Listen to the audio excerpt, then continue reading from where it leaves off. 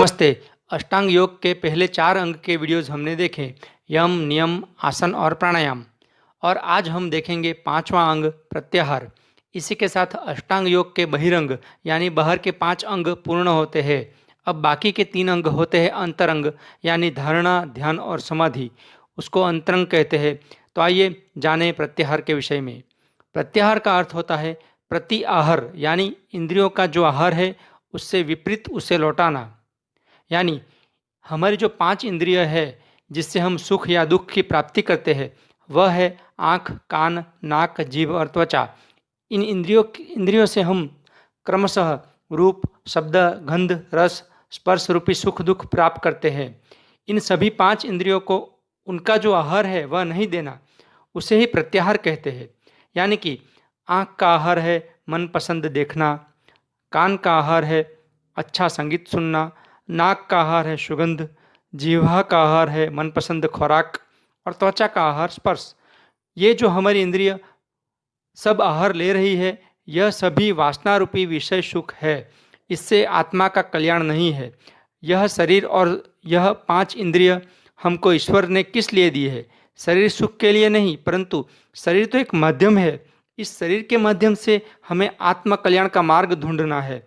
इसलिए हमें हमारी इंद्रियों पर काबू करना ही प्रत्याहार है। जब हम अपने विवेक और वैराग्य से मन के ऊपर नियंत्रण करेंगे तभी इंद्रिय जीत बनेंगे।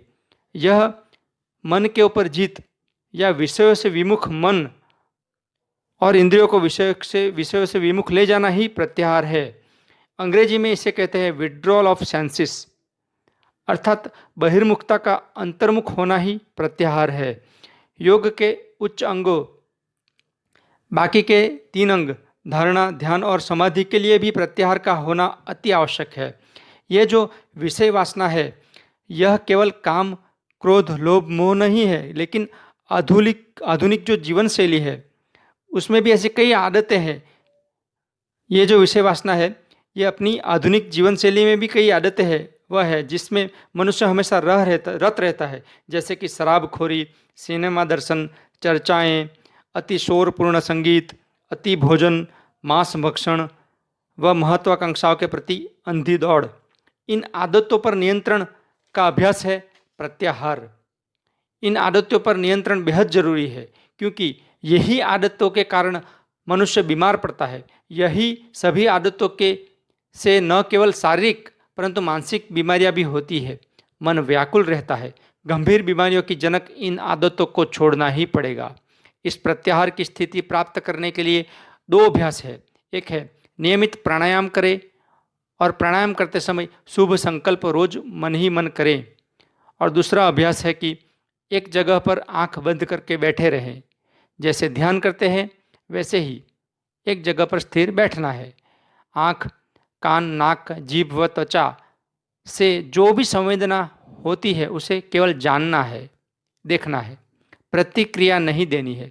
उदाहरण के तौर पर आंख बंद करके जिस कमरे में बैठे हो वहाँ पे बहुत ज़्यादा गर्मी लग रही है तो उसे सहन करें। थोड़ी देर बाद सहन करने से वह अपने आप वह कष्ट नहीं लगेगा, उसके ऊपर भी नियंत्रण आ जाएगा। वह मन की चाल ही होती है, उस पर नियंत्रण अवश्य आएगा। इस तरह हम इंद्रिय जीत बन सकते हैं, परंतु रोज निरंतर इस बैठक का अभ्यास करना जरूरी है।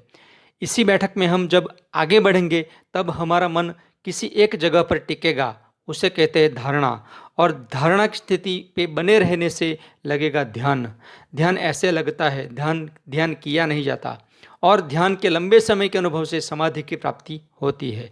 तो प्रत्याहार के विषय में आज का ये वीडियो पूर्ण करके अगले वीडियो में जानेंगे अष्टांग योग का 6ठा अंग धारणा। धन्यवाद।